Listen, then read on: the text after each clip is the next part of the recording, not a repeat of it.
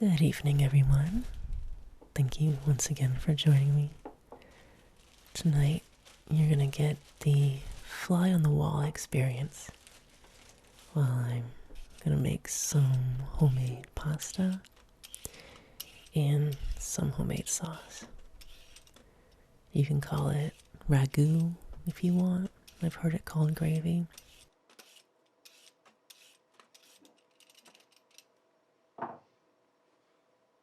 Oh, look right here. You'll have to indulge me because how often do I get to film a carrot being peeled in close up in slow motion? So, thank you for the opportunity. I'm making a really, really large batch. That's why I have so many carrots and a lot of celery. When I cook, I don't really measure anything. So I kind of figured, well, here's a nice bag of carrots. I want an equal amount of celery. And then, I kind of see how much I have after I chop everything up. And then that's when I decide how much onion to add, how much of the rest of the ingredients to add. All I know is that I'm going to make a really, really large batch. So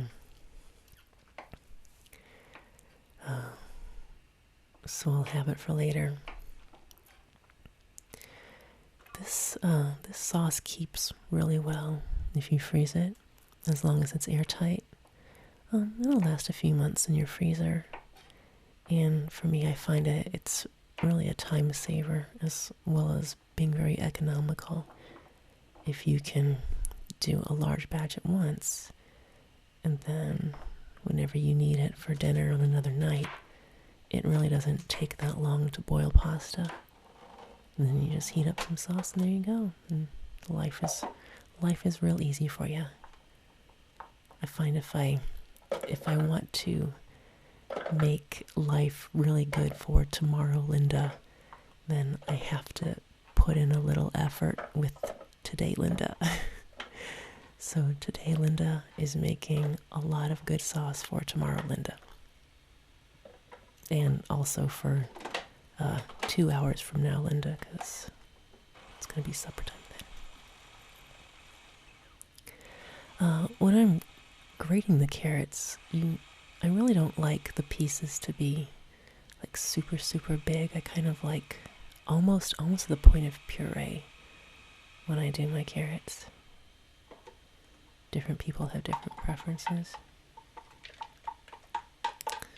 Make sure I get every last bit out of there. There we go. Dump all that carrot out there.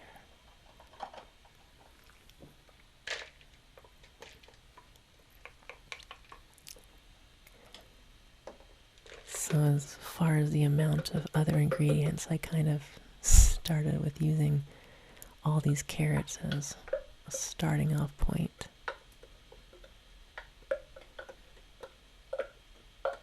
So now this will tell me, I need to add celery. That's about the same amount right here.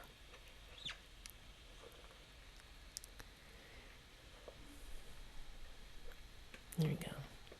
As you can see, I had pulled off a few celery stalks or something. That is some dirty celery. Look at that. I had pulled off a few celery stalks earlier, and I just had them as a snack so that I would have enough celery left over to add to the carrots for this sauce.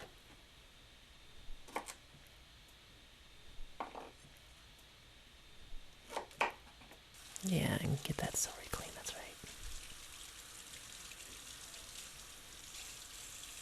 I don't have time for dirty celery. Alright.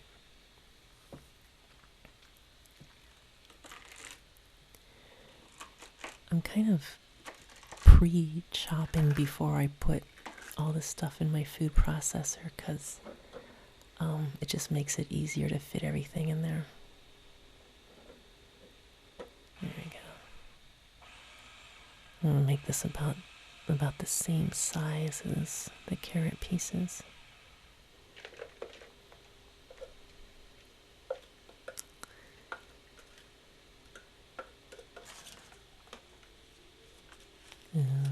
Onion skin, very crinkly. All right, Linda, get back to work. Now, I have the hardest time with onions. I'm really allergic to them. They make my eyes water so badly. And I have tried everything. I have done every old wives' tale about like running water nearby and that'll make your eyes tear up less. I've heard to hold a piece of bread in your mouth while cutting the onions. I heard holding a lit match in your mouth, holding a match that's gone out in your mouth while you're cutting onions. None of it works. None of it works. No, I did find actually something that did work while cutting up onions, and that's if I do it while wearing my scuba mask. But I just decided to brave through it this time. I'm starting here by melting some butter in the bottom of the saucepan.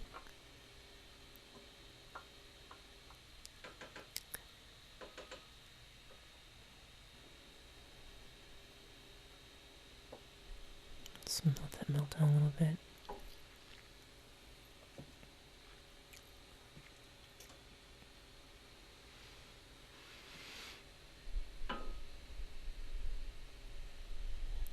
I wonder if I added too much butter. No. You can add a little less if you want. Like I said, I really don't measure anything. It still turns out tasting alright. I mean, I'd serve it to people. Okay, let's melt it down enough. And I'm going to add the olive oil. And I add the olive oil like after the butter is melted, because if you add the olive oil too soon, I find it kind of smokes a little bit. So I'm putting that onion in first.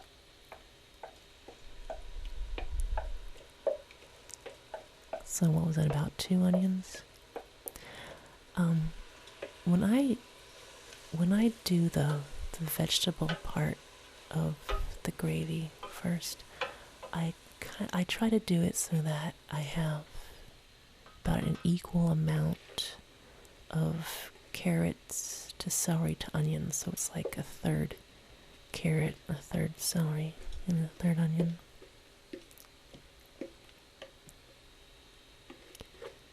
And this base, this carrot, celery, onion base, it has a lot of uses for other dishes too. I've heard of some people, they'll just kind of like cook up these 3 things together, the carrot, the celery, and the onions, and then just freeze that part. And then they can pull it out and use it as a base for many, many other things. Kind of cooking the carrots and the onions a little bit first, just to make them a little bit softer, because the celery is already softer.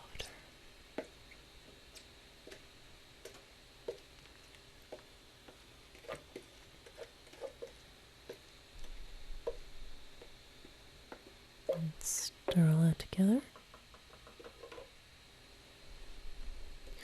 Right now my heat is about medium. You want to cook those vegetables and get them down to about this color that you see right here.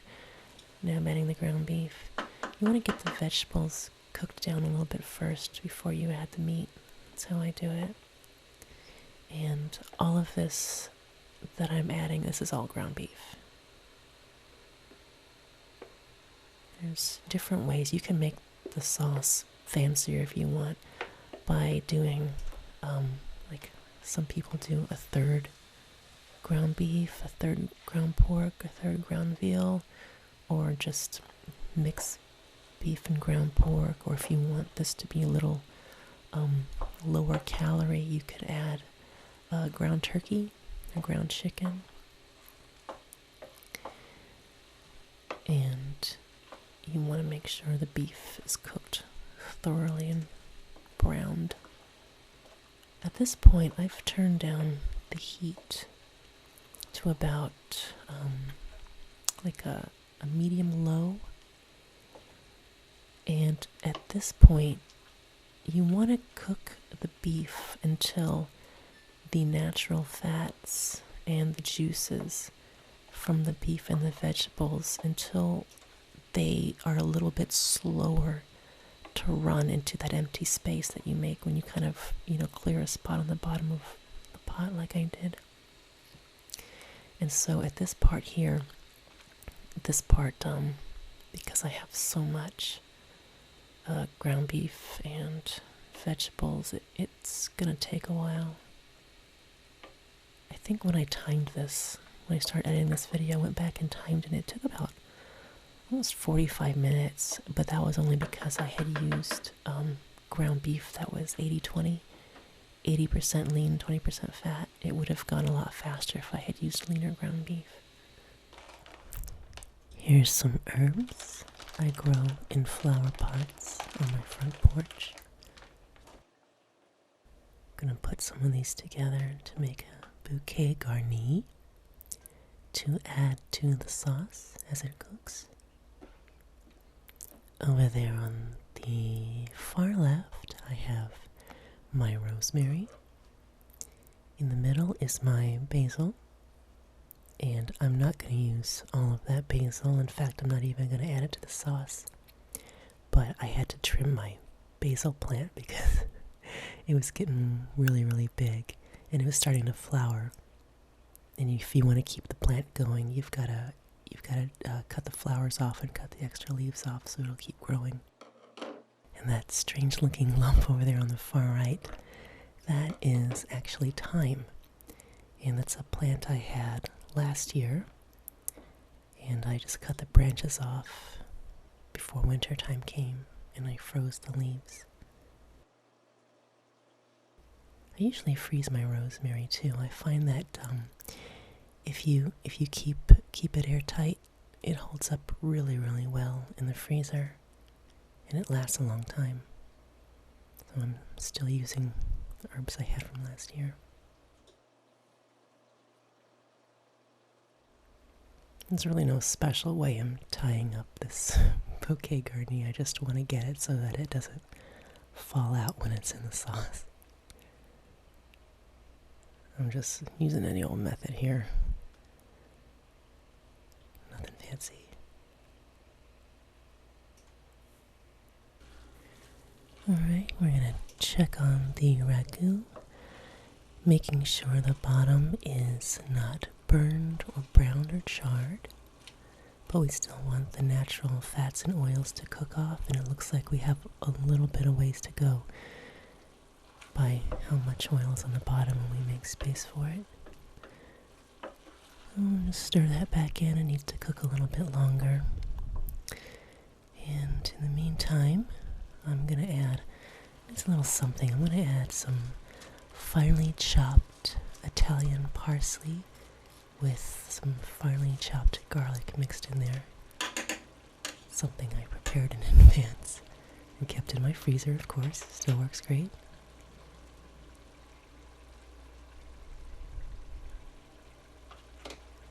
And then we're going to stir that back in and let the ragu cook down a little bit longer.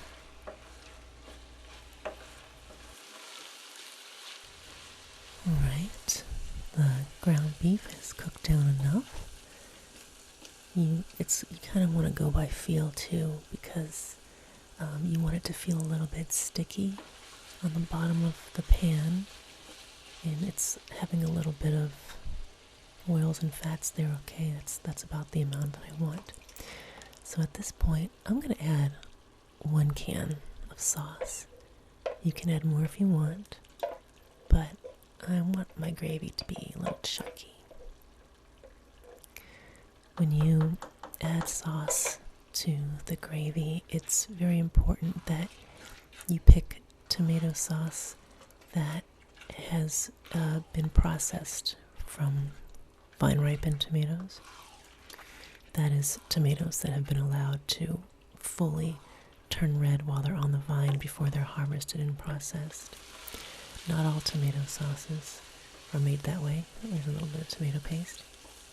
I'm just adding some of this to give it a little bit of concentrated tomato flavor. I just like what it does. Looks like trying to get the last bit of toothpaste out of a tube. Squeeze it in there. So I'm gonna have to. I have another tube. I'm just gonna open up another tube and put some more in there. But not all tomato sauces that come in a can are made the same. Here in the US, we have the tomatoes, the majority of tomatoes that get sold in grocery stores, they're actually bred just to be shipped. And so those tomatoes are picked green, and then they're sent to a distribution center where they are artificially ripened using ethylene gas. And that's a real shame, because you don't have the same flavor as you do if you use a vine ripened tomato.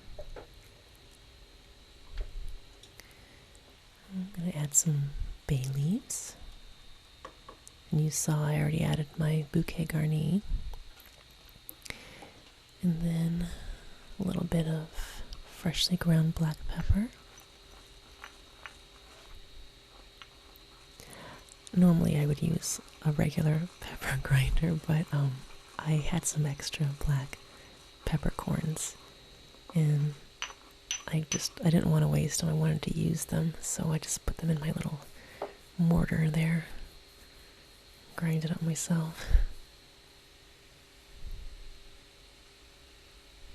You just add it to taste. A little bit of salt. Stir everything in real well. And at this point, you want to go low and slow. That's a low temperature, and you're going to let this cook for at least an hour. I'm going to add a little bit of red wine, which you can if you want to. You can skip this step if you want. But the ragu at this point has to cook for at least an hour, and that gives all the flavors time to come together and meld. Toast. Salute. A little bit of wine for me, a little bit of wine for the gravy.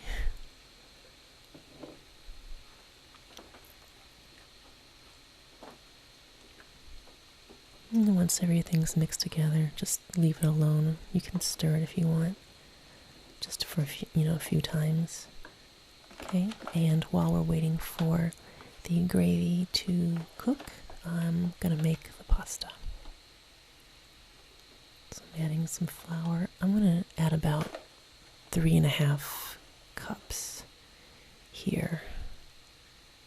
It's not an exact science. I'm just making a basic pasta dough, which really all it is flour, water, a little oil, some eggs, a little bit of salt.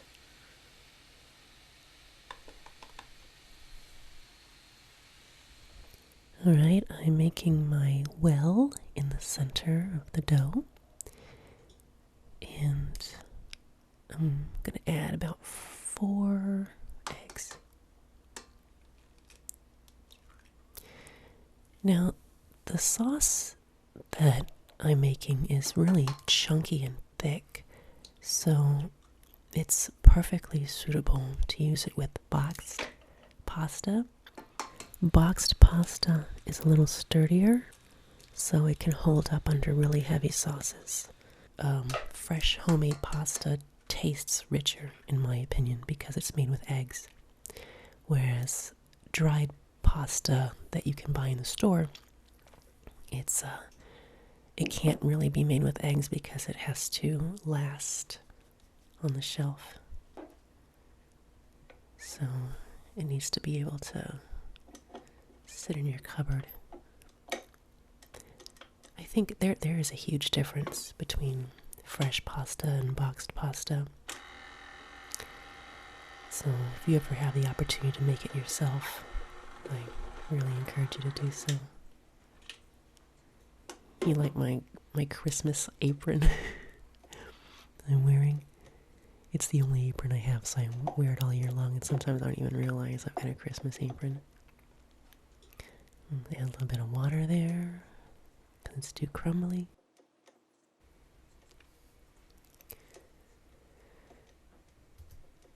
I have a video where I'm making some homemade ravioli, and when I made the pasta dough, then I mixed everything on my counter and did not use my mixer.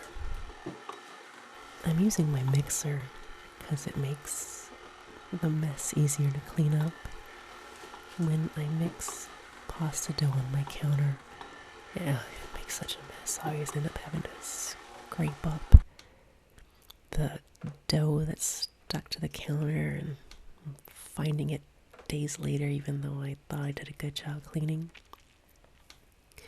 So now that the dough has been mixed by the mixer, I'm doing the final kneading by hand. And ideally, you want to knead the dough for about 20 minutes total, or until your upper arms give out. And then when you poke the dough with your finger, like I did right there, it should slowly come back up.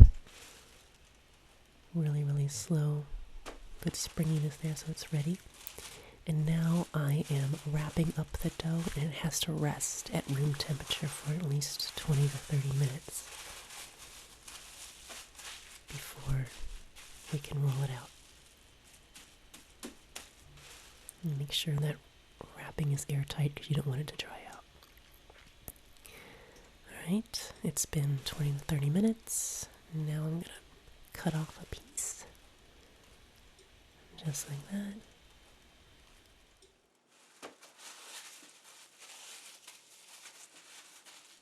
I think another reason why I like making my own homemade pasta, I think it goes back to childhood. When I was a little girl, I'm talking when I was really, really, really little, for Christmas, some relative gave me a Play-Doh Fun Factory. And this toy, oh, it was awesome. It had this extruder where you'd push the Play-Doh into it, and you could like push out noodle shapes and all these different types of shapes. And back then, you know, they don't even make this part anymore, and I'll tell you why in a minute.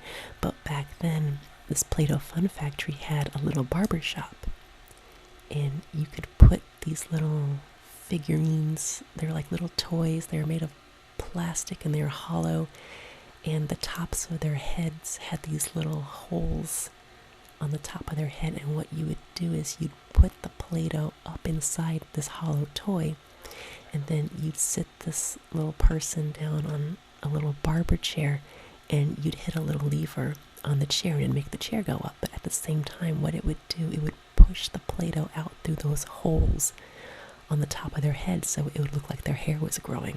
So you'd have like a little doll with Play-Doh hair. And it came with these little plastic scissors, and you could cut the Play-Doh hair, you know, and style it and whatnot. But what happens when you have little tiny Play-Doh spaghetti-like hair and you go and cut it, you're going to end up with little tiny Play-Doh pieces all over the place. And the one and only time I got to play with that toy, I made such a mess. The Play-Doh got all on the floor, it got in the carpet, it was embedded in the carpet fibers. And my mom said, that's it, no more. So I wasn't allowed to play with the toy anymore. And she put it away and put it on a high shelf. She didn't get rid of it. I think she would just wait until I got old enough to not make such a mess when I was playing with the toy. But I remember I would look at it and think to myself, one day, Play-Doh Fun Factory toy, one day. This right here is a pasta drying rack. It's this newfangled thing. I'm just trying it out. I got it as a gift. Normally, how Italian nonnas used to do it, they would take 2 chairs and just set them up and take a broom handle and balance the broom handle across the tops of the 2 chairs and roll out the pasta and cut it by hand and make like really, really long noodles with it, and then drape it over the broom handle to dry. But so I have to make my noodles short, as you can see here, because they have to rest on these little arms of the pasta rack. Now you can dry your pasta when you make it yourself, or you can just boil it while it's still wet. It's really up to you. Cut this piece down. Hopefully that's not too long.